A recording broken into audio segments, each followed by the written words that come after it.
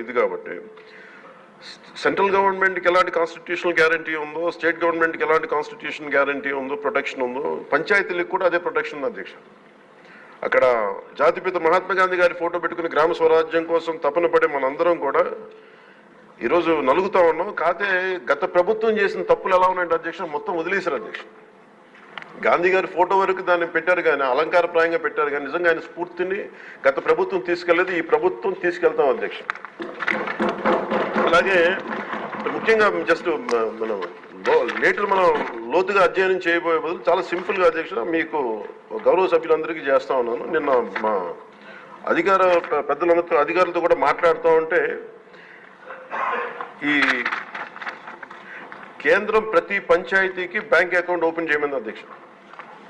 అది చేయటం అంటే కీలకమైన కారణాలు ఏంటి, delay is not releasing due to